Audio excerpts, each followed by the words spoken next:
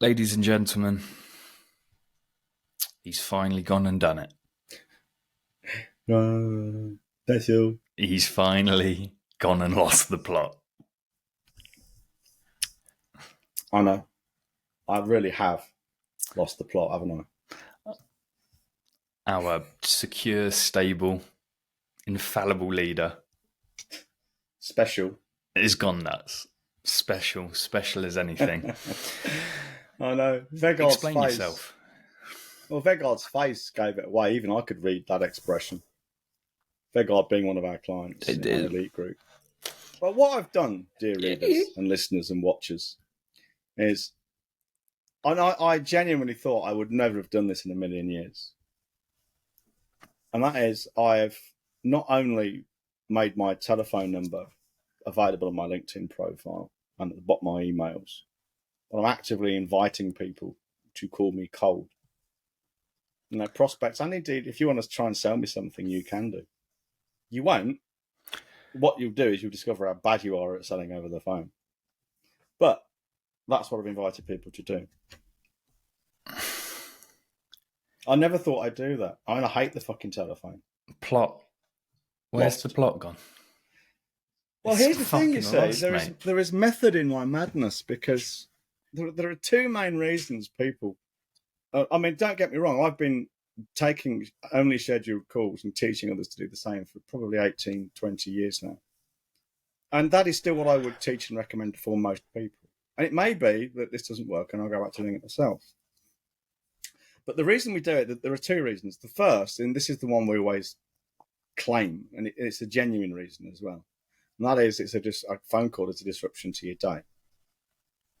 You know, it's people calling you. And also, it kind of tagged onto that is its weak positioning. Now, my positioning is so strong after 20 years that's now irrelevant. If you're just like a wet behind the ears greenhorn freelancer and you've got your phone number everywhere, that's weak positioning. My positioning is so strong now, and because of how I overtly position my number when it appears anywhere, right? I've still got the strong position, so that's moot. That's not the problem. And the disruption thing, well, I've got good phone discipline. I need to do it now. So here is what I do. Okay. Hey Siri, DND. Do not disturb is off. Let me know if you'd like to turn it on. Yes, turn it on. Hey Siri, turn on DND. Okay, do not disturb is now on. There you go. So that's all I have to do. Thank you for that. Yeah. Well, that's phone discipline, and I've got good phone discipline because I'm not eager or desperate or needy for the calls. That's the first thing. Okay. And the second thing is, What's and this the is second? the one. Hey, was that the second? I said, what's the second? The second thing is, and this is the one we don't tend to speak about because most people don't realise it, is they don't have the ability or they can't handle incoming calls properly. What happens is incoming call, they get pumped for information and usually end up in a consultation giving free advice and tips and demonstrating their expertise and their skill in the hope of selling something. Well, that won't happen to me. One, because I know how to deal with it on the ground, but also I set the call up. So it's not just about giving your number out willy-nilly. It's about framing that and how you do it. So I make it very clear. If you call me, I'm not going to be giving you free tips and advice. I make it clear that our minimum fees are what they are. And if you can't or won't afford that, if you wanted to work with us and if we accepted you, there's no point in calling me because you just get kicked off. You know, I won't be rude or anything, but I'm not going to talk to you about your business if you can't afford to pay me, hypothetically at some future point. So basically people will call me and I will triage them, where most people can't do that. They don't have the skills. And even those who have the skills don't have the ability on a call like that. They're not temperamentally suited to it. And it's a learnable skill. So although it seems on the surface, I'm setting myself up for all kinds of fucking idiots calling me, I'm actually not. And if I'm wrong and I do get idiots calling me, well, I'll just stop it. You know, once I take it off my LinkedIn profile, and stop setting out my email signature, it's got a very short half-life, hasn't it? It'll be gone. A very short half-life. But again, the madness in my method... You should never be fearful of decisions that are... Yeah. Yeah, this ain't like jumping out of an airplane without a parachute, is it? there No. is madness in my method, or method even in my madness, right? And that is, we know the way we make more money is to get me on more sales calls. All right. Any incoming call is effectively a sales call. And I've set that up. I mean, I do say to people, I won't try to sell you something unless you ask me to, but they invariably do because I make sure they do. That's how I set the call up. So every incoming call has, at the moment, 75% chance of turning into a 10K at least sale. Why wouldn't I get people to call me? Okay, this isn't just random stuff. This is people who will be qualified within the first 5 or 10 minutes, probably pre-qualified before they even get on the phone with me. I think it's sound. And if it isn't, and I'm wrong, then we'll stop doing it. So that's why I'm doing it. So I haven't taken leave of my senses at all. It's just that I'm very good at thinking these things through, whereas others don't bother. And after all, sales is much more important than marketing, isn't it? Lovely transition. Bravo. I'm turning if business is measured as... Well, yeah, exactly. Business is measured as 100, mate. What? Let's start with that. I mean, Gary Halbert, paraphrasing Gary Halbert, if we measure success in business as 100, then 99.9 of that success is actually fucking selling something. I mean, that's where I start all my sales presentations, as in teaching, training, sales, not selling to people, even though it does have a place there. But any lessons I've got to share about selling start with that premise, and it's true. We see it's almost a cliche, isn't it? A freelancer opens up business, reels off a whole list of things they've paid for: branding, websites, website copy, headshots. Okay, it's all great stuff, and it may even be stuff that needs to be done at some point. But it's not really what you should be focusing on. All you need is possibly a website, but some way to collect people's details, maybe something for them to look at to see who you are, and a phone or an email account, and an ability to sell. You can get clients. And that's what you really need. It's that simple. If you ain't got clients, you haven't got a business. You've got a wish or a hope or a dream. Well, business can't happen till a sale is made and cash has been exchanged. No, that's the whole point. And you don't need any of that stuff to make it's a not sale. Business. Right? So most businesses, they have I think, and why do they do it? I mean, most businesses have a very distorted view of selling, very distorted sense of it. They think he's icky and by definition pushy. Now let's be clear about this. There are icky ways and pushy ways to sell. You've only got to read some of the selling books from the fucking 1970s to see that. And yeah, I'll be the first one to admit they are a very high pressure, unpleasant, exhausting and unsatisfactory way to sell for anyone, including the buyer and both buyer and the seller. But what people do is, because that's how most people understand selling, they think that represents the whole of selling. Therefore, by definition, selling is icky and pushy. Well, it isn't. We had a guy on the phone the other day. He hasn't got the funding through yet, but he expects to. But he agreed if he gets the money, he will pay us 55K for a year's work. Well, at the end of the call, he said, "I've really enjoyed this little chat."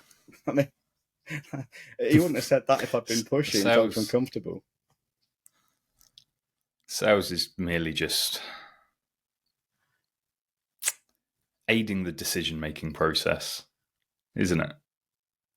Oh, absolutely. Asking the right questions, making sure. Yeah. This is the point I made to someone making sure they're armed with the correct information. I made the point, and it was profound to him because it changed his view of the whole thing. I said, my job on a sales call is not to sell anyone anything. My job on a sales call, and maybe it's a misnomer to call it that, but my job on a sales call is to help the person in front of me come to the right decision for them. Now, if that then is a match with what we can help them with, then fine, I will ask for their permission to sell it to them, and then ask them if they want to buy it or not. It's that simple. It's resistance free. It's frictionless. It's effortless. And like that guy said, it's like a chat, a friendly chat. I don't even do most of the talking; they do. Yeah. It's one of the problems if you've got a sales team that you run into with commissions, because obviously all of their money is dependent on collecting money, which is in direct contradiction to what sales is, which is making sure that they're making the correct decision. Now, I'm sure many hardcore closers will hear that and go, "Nah, you're wrong. Fucking look at that beard, you can barely grow one. What the fuck do you know?" And I'd say fine. But if you want to do sales ethically, not feel like an icky salesman, and have an abnormally high close rate, it is merely aiding the decision process, not shoving your dick down their throat. And getting a no or getting a "this ain't right for me," as long as that is correct, that's an achievement. That's a win. I agree, absolutely. That's a successful call. Mm-hmm. Absolutely. I mean, I think also there's a misunderstanding between marketing and sales there. They are not the same thing, but I see them as being on a spectrum as opposed to just left like you and are. right. Just like I am, yeah. Different kind of spectrum. But also, I think there are elements of selling which appear in your marketing. Now, I mentioned at the beginning of the podcast how I frame the calls to me before they make the call. So, say in a LinkedIn post or a website or in an email, I frame that marketing element, that marketing piece, which is to get an inquiry. I frame it in terms of sales. So no one coming into the process coming after that is going to get any surprises because I've already told them. So in that respect, the sales process starts with the marketing process. I think a lot of people don't understand that. And in fact, to the point where you get some businesses, they are so large, sales and marketing, they're two separate departments and they fucking hate each other. And I get why. I know why it happens. They really hate each other. And it's entirely logical and understandable. But it's detrimental to the business. And, when we go into a firm, one of the hard rules is those two things either have to come together as a department or they have to talk to each other. So if we go and do a sales presentations, we want to talk to the marketing people too. Otherwise, we don't do it. Yeah, it's sales and marketing. It is together. Yeah. And they run into not one separate. But here's the thing. Yeah. I think it's more important because marketing, let's do some very simple definitions here. Let's say marketing is getting the inquiry, and let's say sales is turning the inquiry into money. Okay, it's more complex than that, but that's simple enough. That's good enough for what we're talking about now. Marketing, it's a nice delineation. Marketing, as in getting inquiries, is really easy. There's loads of different ways of doing it. I mean, there's at least half a dozen major social media platforms just for starters, and then you've got the paid advertising on those platforms as well, and then you've got other paid advertising such as Google AdWords and Google what they call them, not space ads, display ads. They've got display ads. Then you've got Bing, you've got DoubleClick, you've got the other one, that Taboola, that really icky fucking nasty one that appears on all the tabloids, and that's just online. But then you've got offline, and then you've got there's a whole way. There's just an infinite number of ways of getting leads. So we wouldn't spend a lot of our time teaching all of those in detail. What we would do is we would take each marketing tactic individually with a client. Okay, we wouldn't teach them en masse, except in the most superficial way, because it's a mammoth task. Qualification is easy. It's answering 3 questions. Can I help you? Do I want to help you? Can you pay me? I mean, that can be very simple. That can be, you can answer that question you can answer those 3 questions in a couple of sentences in an email or 5 minutes on the phone in the triage call. The last one, the selling bit, is where all the difficulty comes and where you make the money. There's no point. I mean, you can do all this wonderful marketing, all this wonderful triaging. If you then can't take that qualified lead and take them from being, okay, I'm interested to, yeah, here's your money. I don't care how good your fucking marketing is or how many leads you get. Your ROI is going to be 0. Whereas I could have a really poor marketing system, maybe turning over 1 or 2 leads a week. But if I can convert them at 75%, I can still make a damn good living if my sales process is robust. So sales is much more important than marketing. And as we said right at the beginning, Nothing happens until you sell something. Nobody makes any money until you sell something. Business cannot occur until a sale has happened. No, well, there is no business. It's just wishful thinking, isn't it? Oh, I get fucking this. Exactly. There's no exchange. This gets my fucking goat. If I had a goat in my garden, this would be stealing my goat. Really getting it. All right. People who call prospect clients. I was speaking to a client the other day, and they ghosted me. And I say, "Well, hang on a minute. What they paid you?" And they go, "No, they haven't paid me." Well, they're not a fucking client, then, are they? You know, moron. No. They're not a client until they're paid. And I don't mean they've agreed to pay you. I mean, you've got cold, hard, fucking settled funds, cash, in the bank that you can take to Tesco and use as food or beer tokens. You know? That's the client. They're not a client until they're paid. Even if someone says, yeah, let's do this, sign the contract, they're not a client until they've paid you. That's why we charge up front for things. I think people do it because it allows them to think they have I think it's because it allows them to think they have a business. Yeah. But isn't that steeped in ignorance, though? They don't understand what a business really is. I don't think they sit there and... I don't know. I mean, they could do, and you could be right. It's one of those things that's beyond my ability to fathom why they do it. Yeah, because for you it's so cut and dry, black and white. But people can be more complex than that. And I think they can understand on a basic, boil it down to definition basis. But their existence can be so painful. They lie to themselves and say, oh, I've got a client. Yeah. When it's just a prospect that they're having a never-ending back and forth with, and inevitably getting drawn into free consultations, giving advice here and there because the work is there. Well, there's a good point, and probably a good intro to the second thing I want to cover, and we should cover, and that is, how do we close prospects with sales presentations? And you just said they go back and forth endlessly.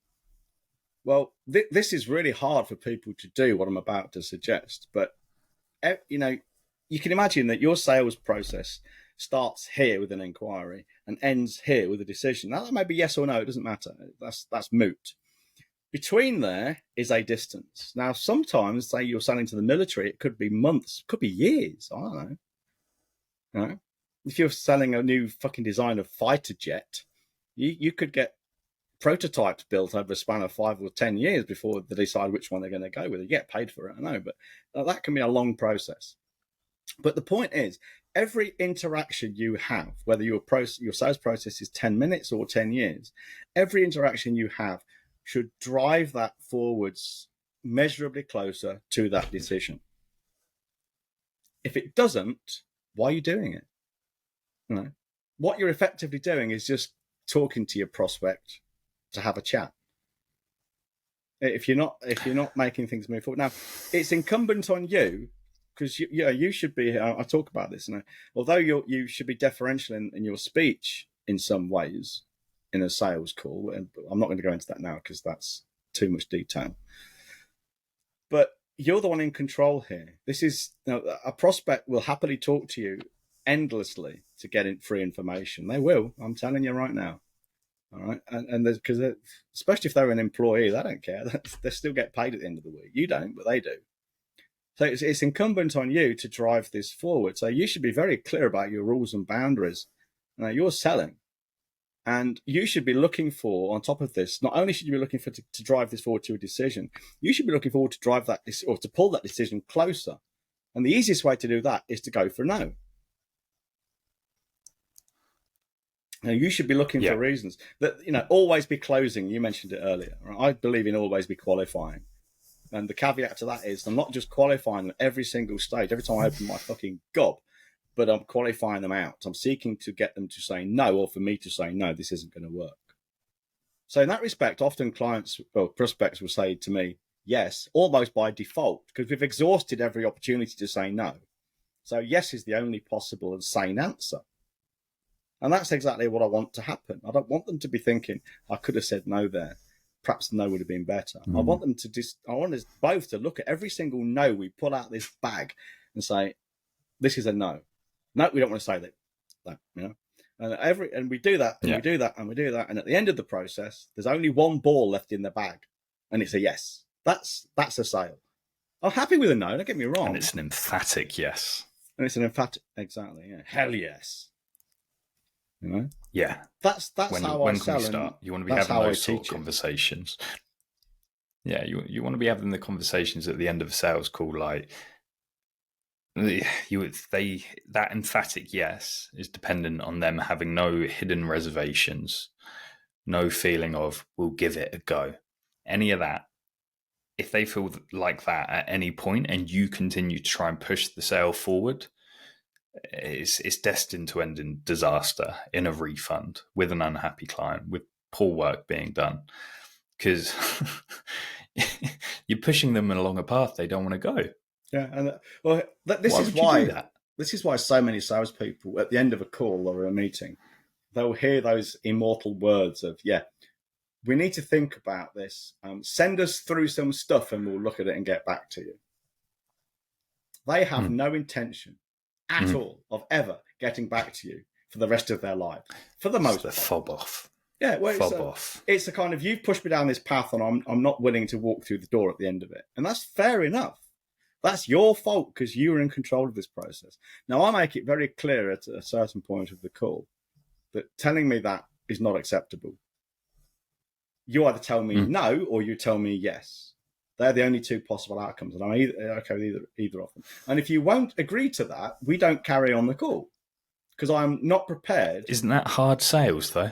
No, because they've got the choice. They're in control of their own choices here. They can say no to me at any time they like, and I'll say this to them. And I can say no to them at any time I like. But That's I say liberating. to them, right, if you get to the end of the call and tell me I'm going to think about it, that I'm hearing a no, and I'm going to tell you no. Principally because you will have lied to me, because we've agreed right now that you're going to tell me yes or no, not I'm going to think about it. Because let's face it, 9 times out of 10, I'll think about it is no anyway. So I won't accept it. Yeah, it is. Absolutely. You'll have far more. I won't accept that. And you'll have far more impact saying. And sorry, people actually, because, this is going back to constraints again, isn't it? People like constraints. What is wrong? I mean, I've actually had this accusation leveled at me by talking about, paid consultations where you're putting pressure on people. No, I'm not. I'm telling them they have to make a choice if they want to work with me. And they're quite free to walk away. They don't have to pay me for a consultation, but if they want to get on a consultation with me, they pay me. It's the same here. You want to have the rest of this call with me. At the end of it, if we haven't said no, we talk about the solution. And if the solution fits, you either tell me yes or you tell me no. And if you want to tell me you're going to think about it, well, that means no to me. And if you won't accept that, because I'm not going to keep sending you stuff, and that's not what will happen here. But if that's what you want, then you're talking to the wrong person, because that's not how I play it. Your choice. That's not putting pressure on people, is it? No, absolutely not. And I wanted to touch on something that's kind of related, but not fully. In companies with sales teams, this is quite common. Someone will come in and they'll do exceptionally well at selling on the phone. And people will chalk it down to beginner's luck, yada, yada, yada, because they'll drop off. And they'll be like, why? They started so well. Oh, it must have just been beginner's luck. It's often because the belief goes, not in themselves, but the belief in the product. And now all of a sudden, they've got no way of handling a no, because they agree with the prospect to such an extent they start sabotaging themselves. So just a word of note to anyone out there who does run sales teams: if you have someone come in who's a top performer, then all of a sudden they nosedive, it's because the belief in the product and the thing they're selling is gone. There's something deep inside that it means they have a conscience. They feel guilty actually selling it to these people. They just want to get off the phone as quickly as possible. We've seen it. I'm sure we've probably felt it ourselves at certain times. Well, there's a second reason as well, and this definitely happens, and that is a beginner comes in and the prospect will be asking all kinds of questions. The beginner says, "Oh, no. Let's talk about it. What do you mean?"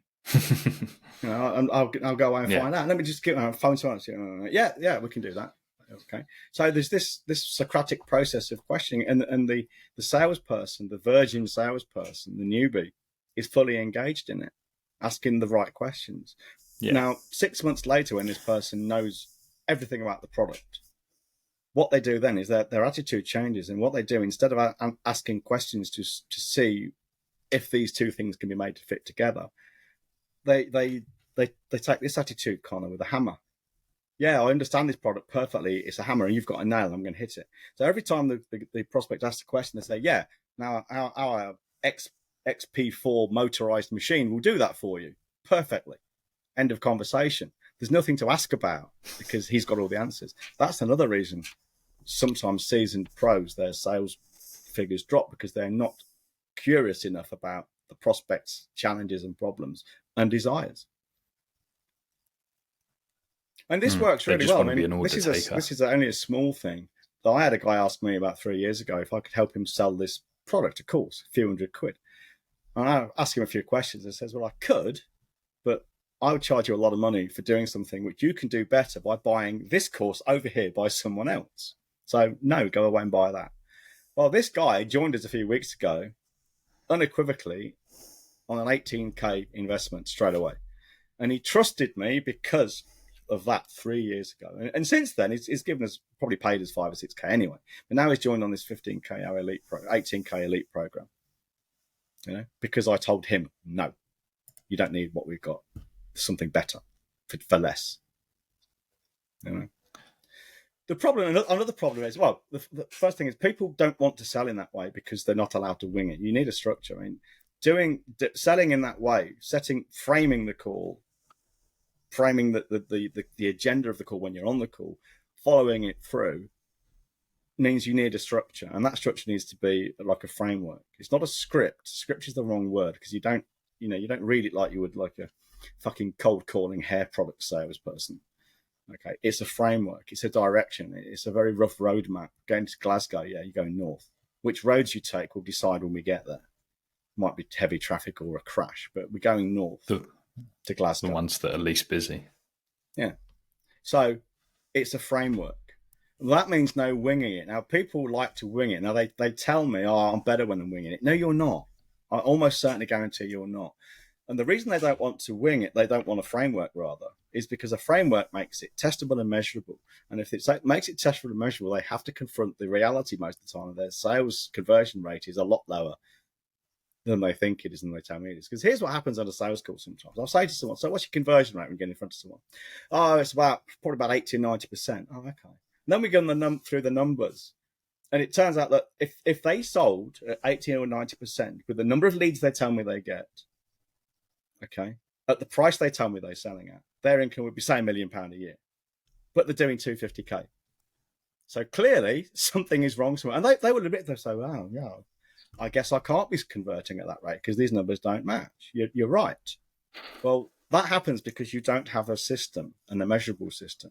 If you're winging it, you've got no way of measuring it. And you've got no way of testing. We're testing a lot of stuff. What we're doing is we're pushing our qualification process. We're taking it on some tests from my call to Connor's call. Because if he can qualify them out on his call, I ain't got to get on the phone with them at all. You know? So my conversion rate should probably go from 75% to maybe nearer 90 with this process. We'll see. Might not work. But we can't do that without a structure. We see it almost, yeah. And because we have that structure, we've got a very clearly defined, I'm going to use a weird analogy here. We've got a very clear set of spoons. And we go, right, John, you're responsible for these 4 spoons and I'm responsible for these 5 spoons. And we've only got 9 spoons, let's say, because we've got the structure. We need to hit these beats. Connor's responsible for these spoons. John's responsible for these spoons. If we want to take a spoon out, it's a big deal because we've got a structure. How does this affect the rest of the spoon collection? Yeah. If we want to add another spoon in, well, does this fit within the spoon collection? And sometimes I'll give John one of my spoons just to test it out. Now I've got 4 spoons, John's got 5 to go through on his call. But we're very confident about how many spoons we have. We make sure that we're polishing those spoons, looking after them. And every time we want to add something to the collection or take a spoon away, again, it's a thoughtful process. You never realised how much there was to spoons, did you? And we both know how many spoons we've got in our collection. So if there's one missing, we both notice it. Yeah, Absolutely, because it's a collection of spoons. And another thing, and that's because having a structure helps you to having these spoons. It helps you focus on the process, on the spoons, not the food you're going to eat with it. Words out of my mouth. Yeah. Okay? We can focus on the process, and that again, if you're winging it, that's a lot harder to do. Because if you imagine it this way, if you're winging it, you don't really have a process.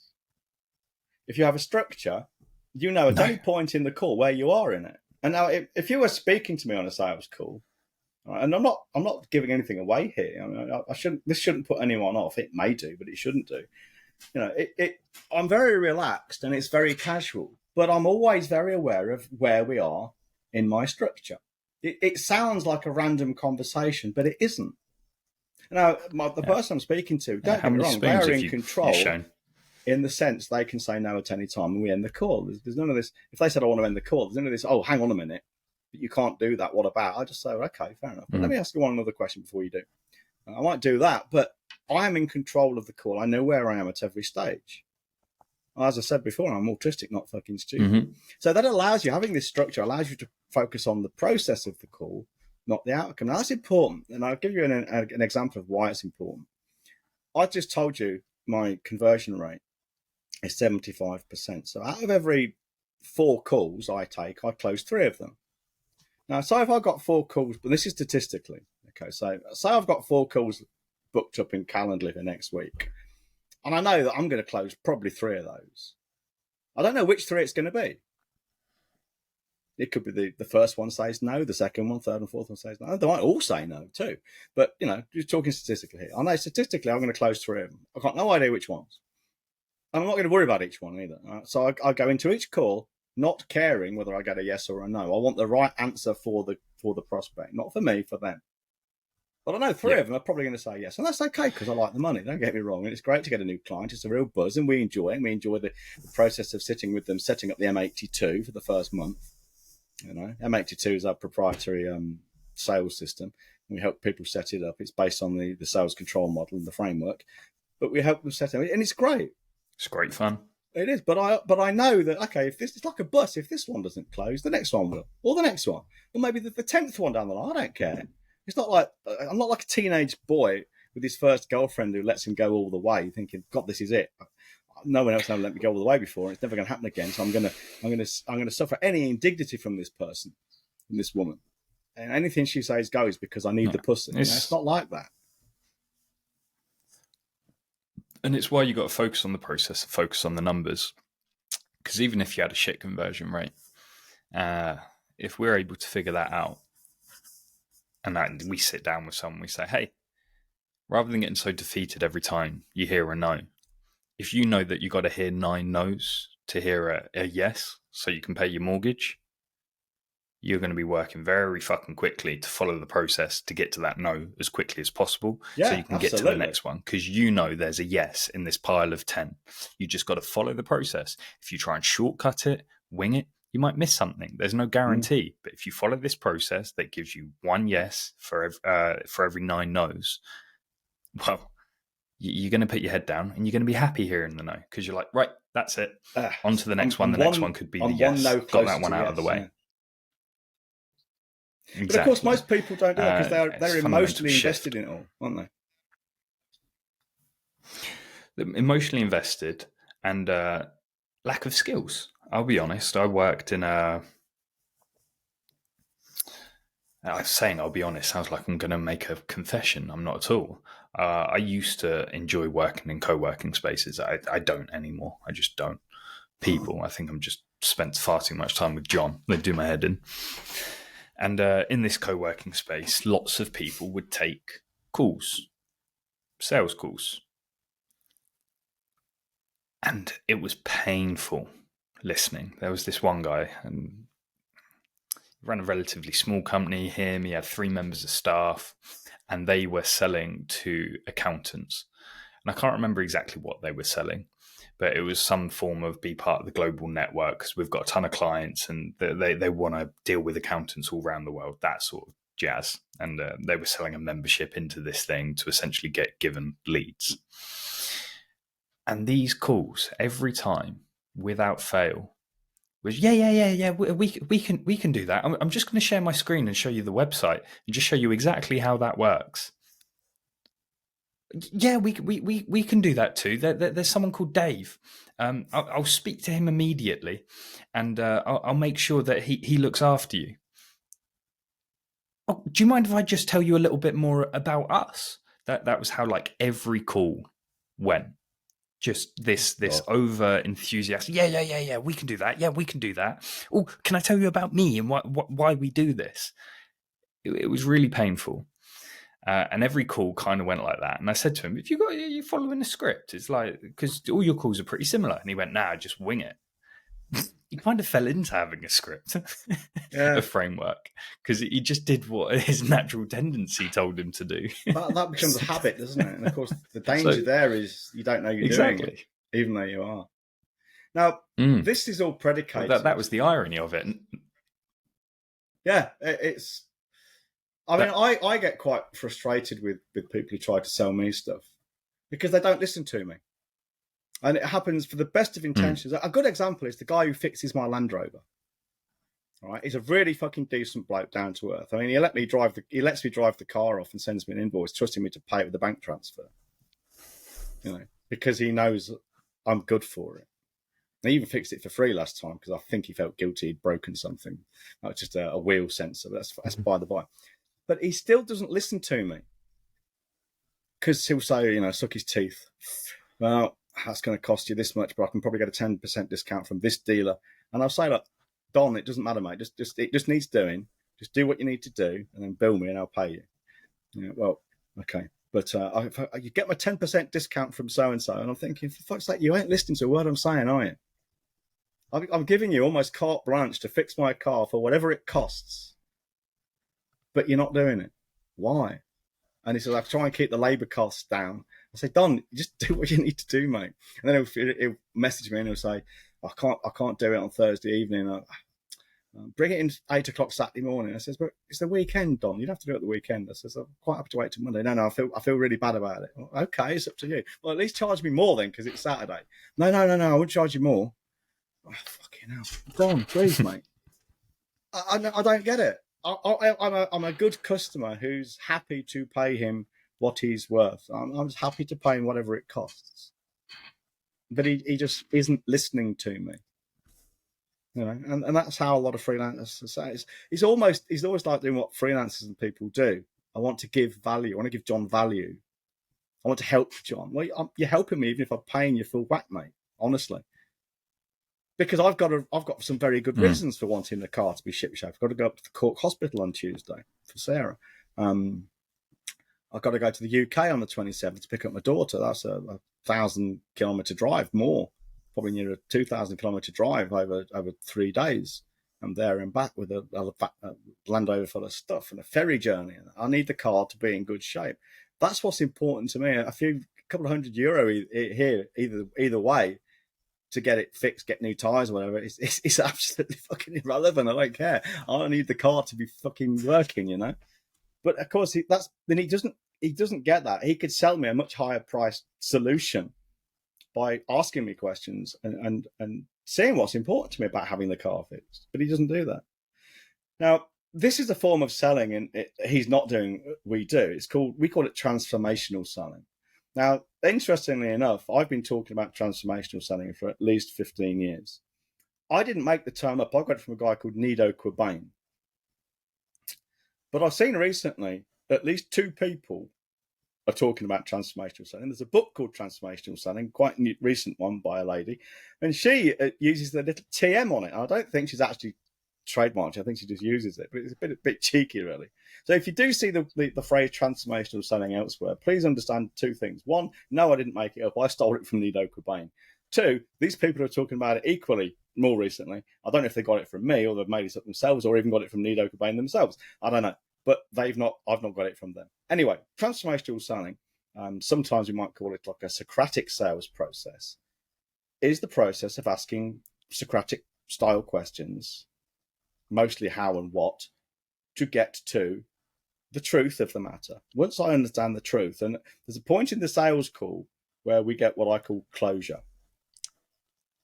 I'm not going to tell you how I know, because that's something you would have to pay me for. But there comes a point when they will say something, or a certain set of circumstances will obtain, where I know they've capitulated almost. I've shown them I fully understand their problem at a deep level, and I have the solution, and they trust me. It's almost like a sense of closure, a relief. This guy gets it. I want to do this. I can help. And I know I just pick it up through their language. I don't get the tone of voice. I don't get the body language or the facial expression, but I get it through their language and the tone of voice. And we teach how to do this in M82.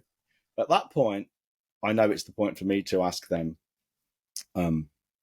ethically, okay, so I have a solution. Would you like me to tell you about it? But don't even say that's not even that hard. I ask them, so, okay, from what you told me, I'm pretty sure I can help you, but I don't want to preach to a choir. I don't want to preach to a congregation that ain't listening, not interested in what I have to say or in my sermon. So what do you want me to do? And invariably they will say, I want you to tell me how you can help me. Okay, here we go. Well, what's unethical about that, or pressurizing about that? Because if they say, actually, I don't give a shit about it, okay, fine. We're done. So this selling is more ethical. It's more moral. And it's more effective. And it's more effective because the person I'm speaking to is controlling the dialogue by I'm asking the questions. So in the sense, I'm controlling the dialogue, but they feel safe because I've given them permission to say no at any time they like. And I'm just letting them talk about themselves, which is what most people want to talk about, you know. And you ask very open-ended. It's not like an interrogation. No. You must explain your P&L to me right now. Yes. Yeah, I mean, would you like to tell me a little bit about your profits? I ask them challenging questions, but I don't challenge them in the sense that, no, you're wrong. I was talking to a guy the other day, actually. It's quite interesting. And again, this wouldn't have come out if I hadn't done the sales call in this way. Sale isn't concluded yet because he's in a corporation and we need to go a couple of levels higher, but that's fine. And I knew that. And that was the premise of the call as well. Okay, my quid pro quo wasn't making a sale. It was to get to the next level of the negotiation. But he was explaining to me how he's often ghosted, how people will say to him, yeah, send us some info at the end of the call, and then he never hears from them again. Or at the end of the meeting, he meets them in person. And he told me, oh yeah, this guy was telling me, I don't need anyone to help me with this particular problem. I know it. I've done it for years. Well, I soon told him, I said to him, you don't know what you're talking about because you've got this bit wrong, and here's how it's right, and here's what you should be doing. Well, think about it this way. He's trying to sell to this person and get this person feeling safe and secure. And what he's done is actually stamping on his ego. I know better than you, so give me money to fix it for you. Now, that might be true, because, you know, I probably, when it comes to sales and stuff, I do know better than most people I'm speaking to, and I can fix it for them.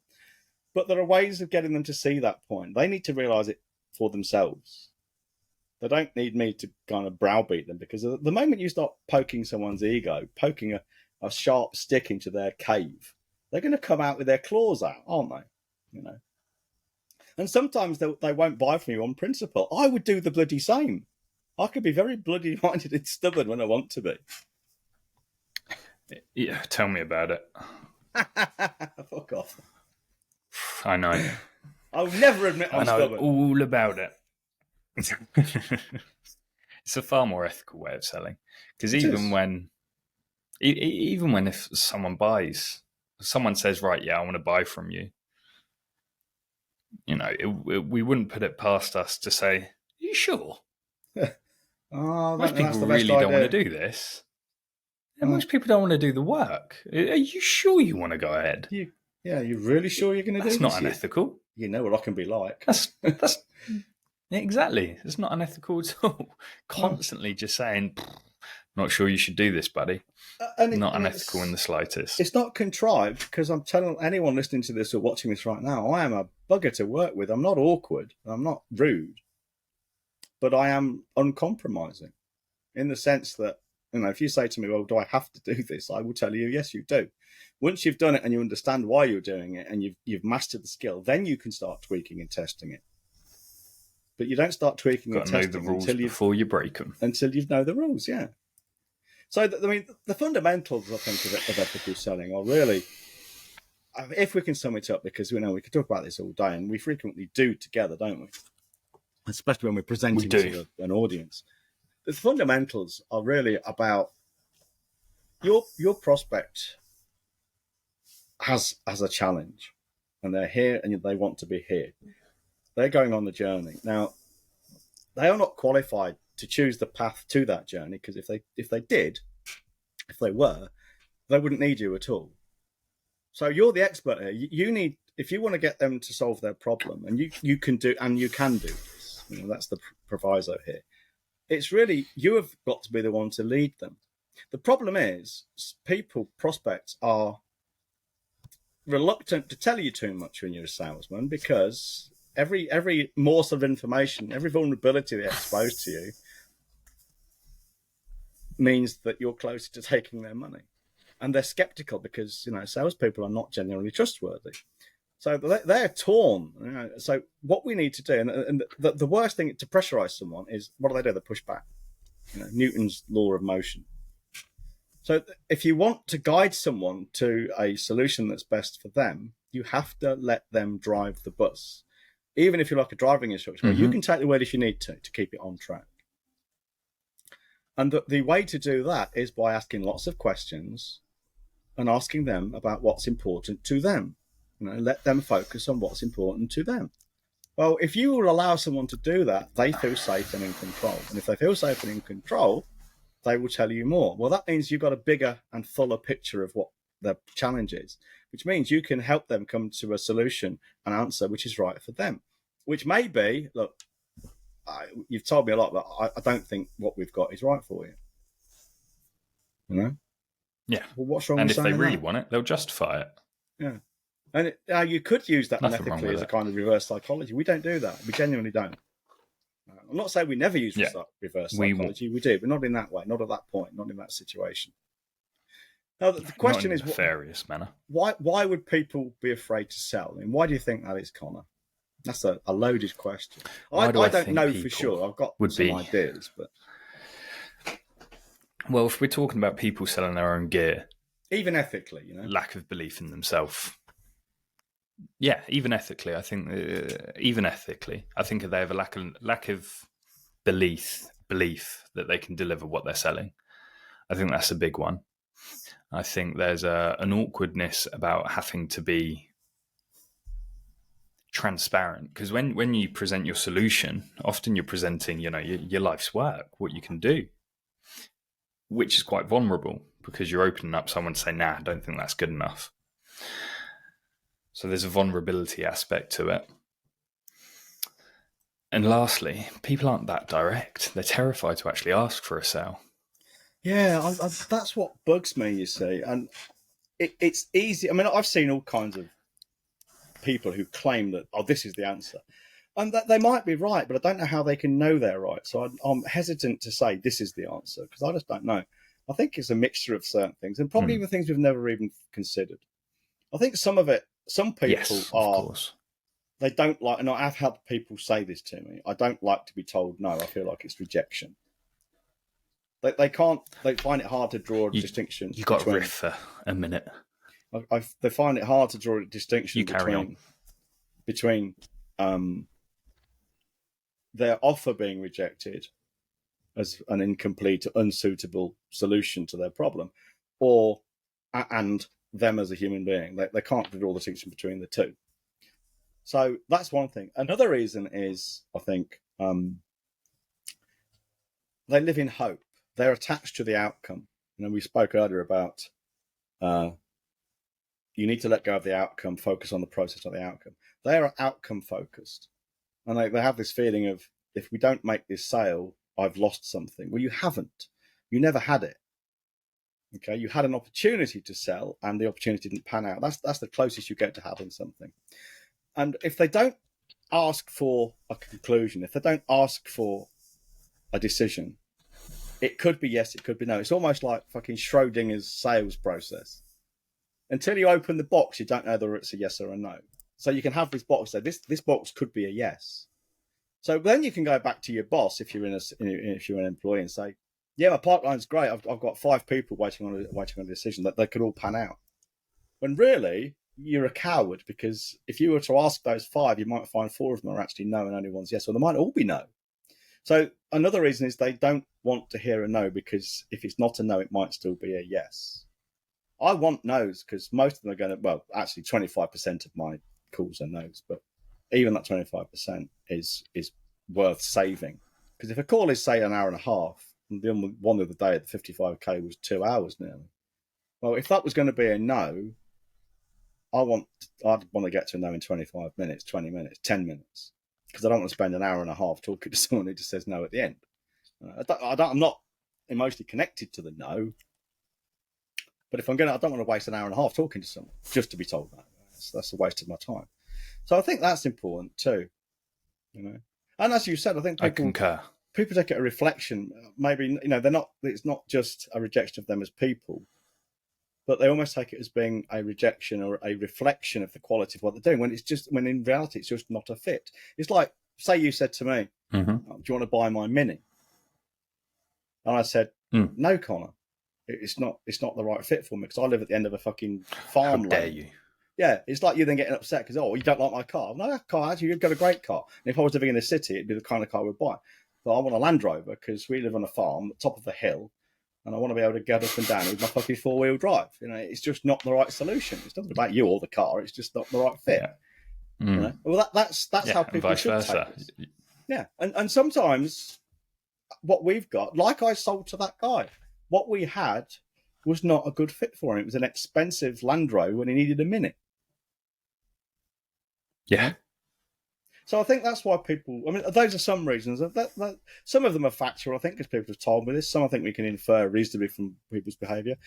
And some are just hypothetical. I really don't know. I mean, I know some people say that people are afraid of success. I don't really get that one. And no one's, I've asked them, could you present any evidence to show people are afraid of success? Where are you getting your resources? Oh, it's obvious. Well, it won't be obvious, but that's not a source. You know, that's just your opinion. Can you show me any evidence to suggest people are afraid of success? Well, they can't. So I'm very skeptical of that. We know people are afraid of failure because they say so.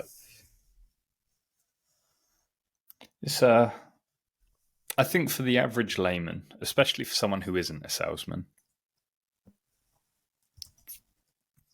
they don't arm themselves with the correct tools, which means they're going into battle unprepared.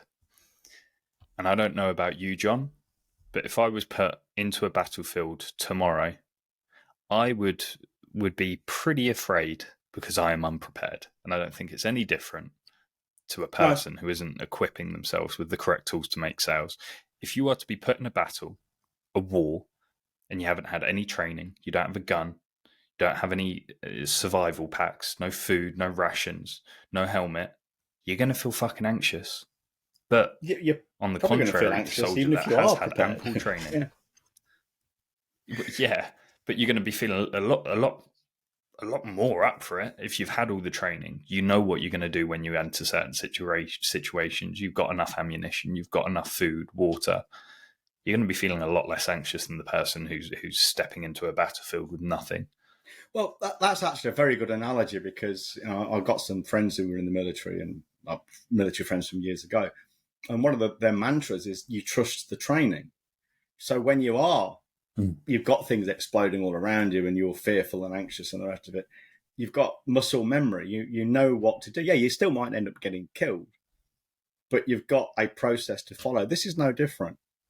You know, because I mean, let's use the battle analogy again. In sales, and a guy I was speaking to a couple of days ago says, if we speak to my boss, my higher up, the next level with this, he's going to throw you some really difficult questions. Now, if I was a novice salesman, I'd be crapping myself thinking, oh shit, what am I going to say if he asks me an awkward question? But because I'm skilled in my craft, I have my training, I don't care. I can handle anything he throws at me. Okay. Well, a novice salesperson going into that same meeting will be like the novice on the battlefield, the raw recruit. They'll be afraid. They'll be unsure of what to do. They won't know how to deal with an awkward question without thinking about it right on the spot. I don't need to think about them. And you only get that by learning the skills, trying the skills, being bad at the skills, keep trying them until you get better at them. There's no alternative for it. But the mistake most people make is they won't even start because they don't want to get it wrong the first time. Now, let me ask you a question. Now, how many children in the history of the human race, healthy children, how many have given up walking because trying to walk because the first few times they did it, they fell over, or they had to walk around the living room table with their hands on the table? Children don't just say, this walking lark is really fucking hard, I'm going to give up, do they? Driving. The first time I drove my Volkswagen Beetle, even that before that, the driving instructor's car, bearing in mind I'd been riding a motorcycle for several years, so I had road sense and knew the highway code. The first time I took out that Volkswagen Polo, it was up and down the road. I didn't give up and say, I can't do this driving lark, I'm going to stick to my motorcycle. Okay, now I can get into probably almost any car, automatic or manual, and just drive it without even thinking left-hand drive or right-hand drive. I just do it because I've been doing driving for 40 years nearly. Well, again, that's just a learned skill. So if you're shitting yourself about learning sales, you shouldn't be, but I understand it because it's a new skill, it's new to you. But what I can tell you is two things. If you work with us and learn, or indeed anyone else who's competent, if you work with us and learn the skills, you will get better. You will start off bad, but you will get better. That's a given, and you will make more money. If you don't, your business won't change. It's as simple as that. You'll be where you are now in 6 months or a year's time, or any gains you do make will be incremental and probably marginal too. Nice place to wrap up. That's what I thought. Condom time, wrap up. If you want to work with us privately, email holly@welfarebusiness.com. And on that note, or fuck off. Or call me on +353 because it's an Irish number. So +353 833 943 793. But bear in mind, I will not be giving you free advice or free tips. I will be asking you a lot of very uncomfortable questions. Oh, and I won't try and sell you anything unless you ask me to. Goodbye. Goodbye. Bye.